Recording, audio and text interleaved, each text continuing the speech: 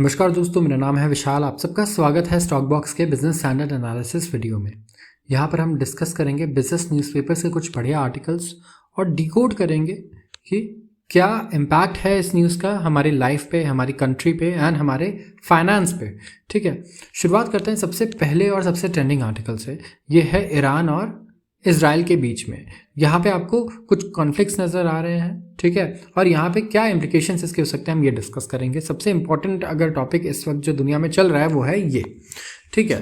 तो शुरुआत करते हैं Israel and allies including US and UK and France. ये कौन है? अलाइज हैं, फ्रेंड्स हैं इजराइल के। इन्होंने they have manage to mostly foil an unprecedented attack by Iran on the Jewish state.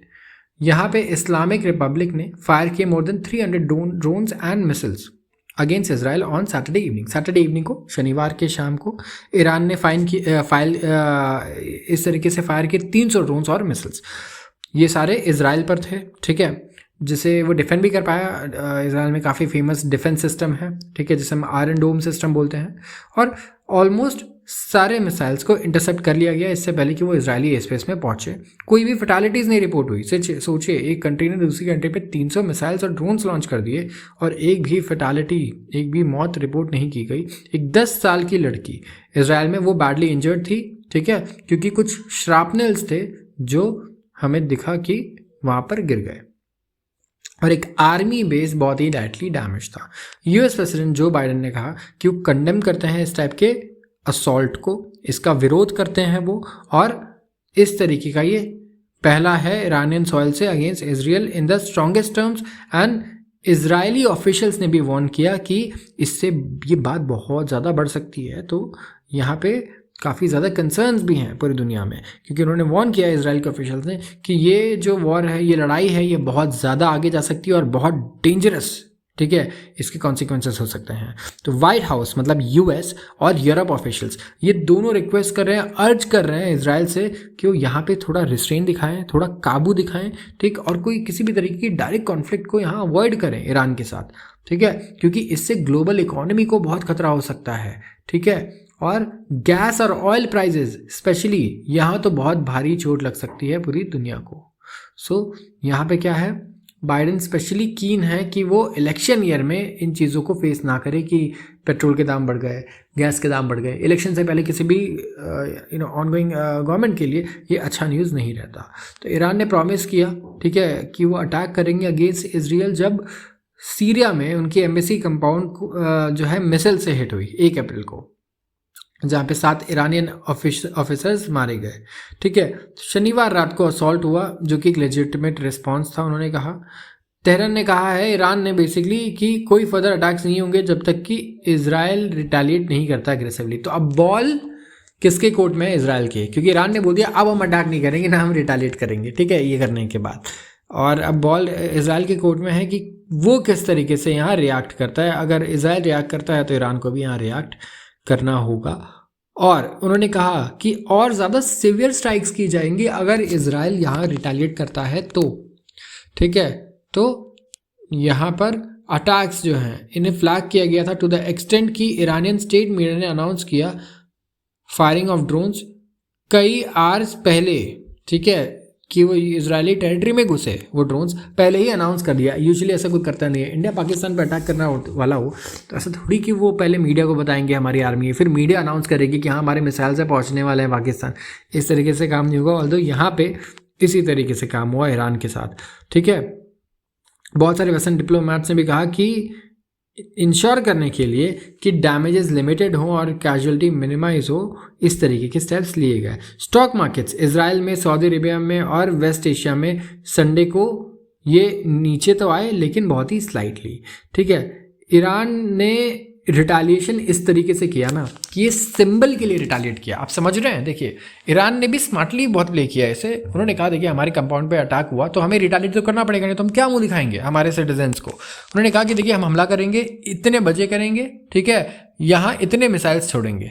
तो अगर आप किसी कंट्री को बता ही दोगे तो वो डिफेंड तो कर ही लेगी। अगर उसके पास डिफेंस सिस्टम बहुत अच्छा भी ना हो तो वो सारे जितने भी इंटरसेप्टर हैं वो वहीं पे लगा देंगे और इसे डिफेंड कर पाएंगे। तो वो नहीं चाहते थे कि इजराइल में डैमेज हो एक्चुअली। तो ये एक सिंबलिज्म वाली फाइट चल रही है अगर आप देखेंगे, ठीक है, एक दूसरे के साथ। तो यहाँ पे मिनिमम डैमेज हुआ है और स्टॉक मार्केट पे भी वहाँ की कोई फर्क नहीं पड़ा है अगर आप इजराइल और सऊदी अरेबिया को देखें, ठीक है। तो अगर यहाँ पे लेकिन अगर इजराइल काउंटर रिस्पॉन्स करता है तो फिर ये स्पायरल होके कुछ इससे बहुत ही वर्स्ट हो सकता है। तो यहाँ पे कई सारे इजरायली मिनिस्टर्स ने कहा कि हमें अग्रेसिव रिएक्शन चाहिए, ये किस टाइप का रिएक्शन है, ठीक है। बट यहाँ पे इन्हें इससे ही काम चलाना पड़ा है फिलहाल तो, ठीक है। और Iran meant to get results and didn't get results, उनका ये कहना है, ठीक है। वो रिजल्ट्स चाहता था जो कि इसे नहीं मिले, थोड़ा और डैमेज वो करना चाहता था, ऐसा नहीं कि बिल्कुल डैमेज नहीं करना चाहता था। तो यहाँ तो बिल्कुल डैमेज ही नहीं हुआ, बाल भी बाका नहीं हुआ है, ठीक है, इजराइल का। सो वी हैव टू सी कि यहाँ पे किस तरीके से आगे इजराइल रिएक्ट करता है, क्योंकि इसी पे अब सब कुछ डिपेंड करता है। अब ये बताइए, हम आज इसे थोड़ा डिटेल में डिस्कस करेंगे। अगर इजराइल और ईरान के कॉन्फ्लिक्ट्स हो जाएं और बढ़ जाएं तो आपको क्या लगता है कि क्या क्या हो सकता है? सबसे पहले देखिए क्रूड ऑयल नेचुरल गैस, ये तो देखिए मिडल ईस्ट बहुत इंपॉर्टेंट जगह है। ऐसा नहीं कि सिर्फ यहाँ प्रोडक्शन है क्रूड ऑयल की, ब्रेंट क्रूड की, यहाँ से ना डिस्ट्रीब्यूशन भी होता है।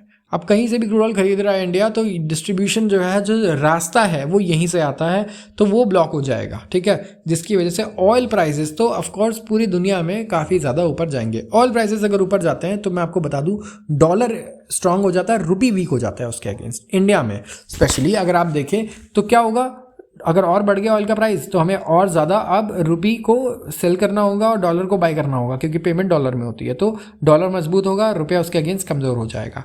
दूसरी चीज़ क्या है, सबसे इंपॉर्टेंट चीज़ मैं बताऊं, महंगाई दर, जिससे काबू करने के लिए इंटरेस्ट रेट को लाइफ हाई पर लाना, मतलब रिकॉर्ड तेज़ी से बढ़ाना पड़ा था फेडरल रिजर्व को, वो अब फिर से अमेरिका को तंग करना शुरू कर देगा। और यहाँ स्टॉक मार्केट के लिए बहुत बुरी खबर हो सकती है, क्योंकि इस साल अगर रेट हाइक्स नहीं रुकते हैं, ठीक है, रुक तो गए हैं, सॉरी, रेट कट्स नहीं होते हैं, ठीक है। रेट कट्स आप समझ रहे होंगे आई होप सब लोग, कि ब्याज दर, जो रेट ऑफ इंटरेस्ट है लोन पे, वो कम होने थे अगर महंगाई का जो आंकड़ा है वो अच्छा आ जाता कि महंगाई कम हो गई है 2% 3%। अब क्या होगा, क्रूड ऑयल इतने महंगे हो जाएंगे तो क्या महंगाई कम होगी इंडिया में या विदेश में? नहीं होगी। इससे क्या होगा, आरबीआई को फिर इंटरेस्ट रेट ऊपर ही रखने होंगे, ठीक, नीचे वो कट नहीं करेंगे, नीचे नहीं लाएंगे, जिसकी वजह से मार्केट एक्सपेक्टेशंस और एस्टिमेट पर चलता है। एक कंपनी नेगेटिव भी प्रॉफिट कर रही है ना, अगर वो एस्टिमेट्स को बीट करी तो उसके शेयर प्राइस अब बढ़ जाते हैं, आप देखेंगे, क्योंकि एक्सपेक्टेशन तो था कि और बुरा करेगी, उससे तो बेटर किया ना, ऐसा। तो इस सिनारियो में हमें देखने को मिल सकता है, ठीक है, कि यहाँ पे हमें कुछ रेट कट्स ना देखने को मिले, ना ही हमें रेट हाइक देखने को मिले, और इस तरीके से जो स्टेटस को है ये चलता रहे। तो सबसे इंपॉर्टेंट चीज़ क्या है इस टाइम पे, इंटरेस्ट रेट्स। अगर इस पे फ़र्क पड़ता है डायरेक्टली इनडायरेक्टली तो बहुत भारी नुकसान हो सकता है। यहाँ पे कंपनीज़ की बात करें तो अब देखिए, जो भी कंपनीज़ आप देखें एक्सपोर्ट करती है सब गुड्स को, उनको थोड़ा लॉस होगा, राइट, क्योंकि शिपिंग और एविएशन, ये दोनों सेक्टर्स यहाँ पे आप देखिए अच्छे से काम नहीं कर पाएंगे। अगर एयर स्पेस की आप बात करें तो इजराइल और ईरान आसपास के जितने भी एयर स्पेस होंगे यहाँ पे अब इशू होगा आना जाने में। वैसे ही वाटर की अगर बात करें तो जितने भी वाटर वेज हैं वहाँ पे भी हमें काफ़ी ज़्यादा रिस्क बढ़ जाएगा ट्रैवल करना, राइट। वॉर वाले कंट्रीज़ के आसपास से आप ऐसे तो ट्रैवल करेंगे नहीं, तो कई तरीके के रिस्क हमें यहाँ देखने को मिलेंगी। इसके अलावा एक और चीज़, आप देखिए गोल्ड के दाम बहुत बढ़ रहे हैं।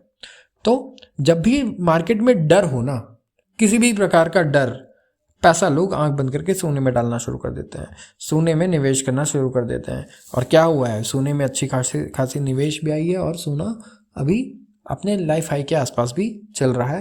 तो एक इम्पैक्ट इसका भी हो सकता है कि गोल्ड पे इसका पॉजिटिव इम्पैक्ट हो, स्टॉक मार्केट पे नेगेटिव हो, काफ़ी ज़्यादा नेगेटिव भी हो सकता है। वर्स्ट केस सिनेरियो बहुत ख़राब है यहाँ पे, ठीक है। तो ये सिनेरियोज हमें देखने को मिल रहे हैं इस वक्त। अगर आप बात करें इजराइल और ईरान के कॉन्फ्लिक्ट में अगर एस्केलेशंस होते हैं तो क्योंकि इंडिया यहाँ पे डिपेंडेंट भी बहुत है, ठीक है, क्रूड ऑयल वगैरह हमारा मिडिल ईस्ट से होके ही आता है, जब जो रशिया से भी आता है वो ट्रांसपोर्ट यहीं से होते हैं। तो ये एक डर की बात तो ज़रूर है हमारे लिए। अगले आर्टिकल को डिस्कस करते हैं, stock prices corporate earnings gap climb to highest since 1990। देखिए स्टॉक मार्केट से रिलेटेड लोग हैं, शायद उन्हें समझ में आए, लेकिन मैं बहुत ही सिंपल तरीके से समझाऊंगा। तो अगर आगे भी कभी प्लानिंग है इन्वेस्टमेंट की तो ज़रूर इसे ध्यान से आप सुन लीजिएगा। इंडियन इक्विटी मार्केट, ठीक, जो हमारा स्टॉक मार्केट है ये अपने लाइफ हाई पर चल रहा है इस वक्त, ठीक है, ट्रेड कर रहा है नए हाई पर पूरी लाइफ के। स्टॉक प्राइस का, ठीक है, कि गैप की यहाँ बात कर रहे हैं, और कंपनी की कमाई, स्टॉक प्राइस, उस कंपनी के स्टॉक प्राइस और उस कंपनी की कमाई में जो डिफरेंस है ना, वो पिछले 30 साल में सबसे हाई पे चल रहा है। मतलब कंपनीज के स्टॉक प्राइस बहुत ही ज़्यादा बढ़ गए हैं और कंपनीज कमा उतना ही कम रही हैं। तो यहाँ पे क्या देखने को मिल रहा है हमें कि सेंसेक्स 31% बढ़ चुका है, ठीक है। जो बेंचमार्क बीएसई सेंसेक्स है ये बढ़ चुका है nearly 31%, more than growth in its underline EPS in past 20 years.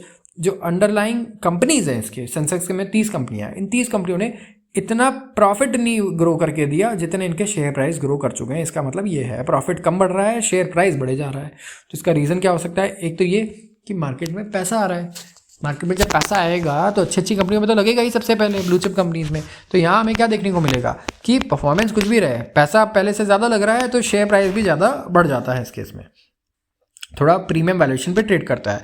Outlook अगर बहुत ही ज़्यादा अच्छा हो, कोई कंपनी अभी अच्छा नहीं कर रही है, फिर भी हो सकता है 70-80 का पी हो, क्योंकि इसका आउटलुक इतना बढ़िया है। आगे एक्सपेक्टेशन जो रेट ऑफ रिटर्न है वो बहुत ही ज़्यादा बढ़िया है, कुछ लोगों को लगता है, तो यहाँ पे वो फिर भी इन्वेस्टेड रहते हैं, ठीक है। तो सबसे ज़्यादा ये जो डाइवर्जेंस है, ये जो गैप है इन दोनों के बीच में, कंपनी की कमाई और उसके वैल्यूएशन के बीच में, ये पिछले 10 साल में सबसे ज़्यादा बढ़ा है, ठीक है।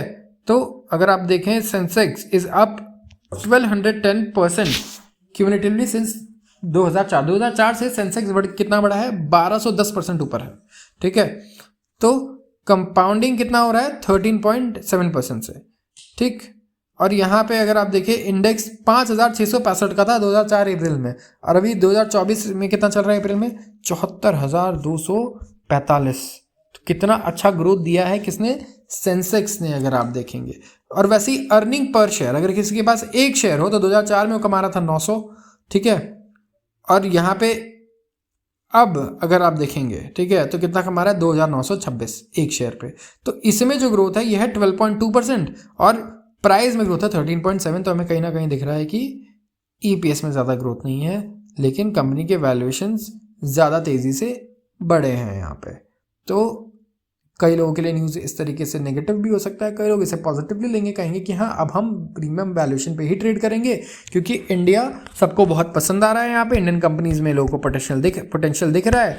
तो हो सकता है कि हमारे जो रेट ऑफ रिटर्न्स हैं वो इसी तरीके से रहे आगे भी। और क्या होगा फिर? ये जो गैप है हो सकता है ये सस्टेन भी हो जाए, या फिर देखिए गैप ज़रूरी नहीं है कि हर साल इसी तरीके से रहे। हो सकता है हमारे अर्निंग्स काफ़ी अच्छा परफॉर्म करे और हमारा मार्केट एक्सेल परफॉर्म ही ना करे, ये होना बहुत ही नॉर्मल बात है। तो वहाँ पे हम देखेंगे कि इस तरीके की प्रॉब्लम्स अपने आप ही सॉल्व हो जाएंगी। तो आज के लिए बस इतना ही। अगर आपको ये वीडियो पसंद आई तो ज़रूर इसे लाइक करें और चैनल को सब्सक्राइब करना बिल्कुल भी ना भूलें। आप सबका बहुत बहुत धन्यवाद।